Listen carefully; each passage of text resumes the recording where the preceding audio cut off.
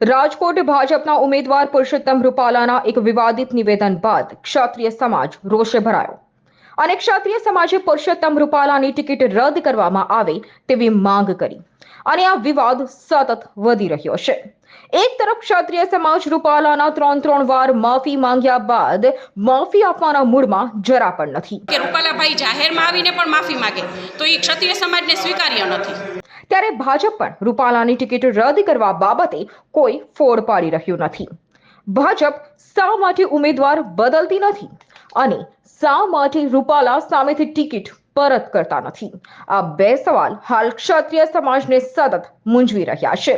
ત્યારે સૂત્રો પાસેથી પ્રાપ્ત માહિતી મુજબ આખા પ્રકરણમાં ભાજપના જ એક સિનિયર નેતાની ભૂંડી ભૂમિકા હોવાનું બહાર આવ્યું છે। સાથે જ ભાજપ દ્વારા આ નેતા સામે શિક્ષાત્મક પગલાં પણ લેવાય તેવું પણ ચર્ચાઈ રહ્યું છે। સૌરાષ્ટ્રના જ એક નેતા જેઓ ટિકિટ વાંચુક હોય તેમના દ્વારા ક્ષત્રિયોનો આ રોષ થાળે પાડવા દેતા ન હોય તેવો આક્ષેપ થઈ રહ્યો છે। બીજેપી હાઈકમાન્ડના ધ્યાને આ ટિકિટ વાંચુક નેતા જેમને ટિકિટ ન મળતા ક્ષત્રિય સમાજના વિરોધમાં ચાવીરૂપ ભૂમિકા ભજવી છે તે ધ્યાને આવ્યું છે। આ વખતે પાર્ટીએ કોઈ પણ ગુનાહિત ઇતિહાસ ધરાવનાર નેતાને ટિકિટ નથી આપી।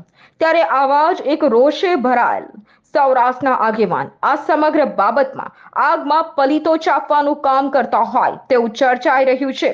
ત્યારે હાલ તો પાર્ટી અને ઉમેદવાર બંનેની છબી સામે આ નેતાના કારણે ઘણા સવાલ ઊભા થયા છે।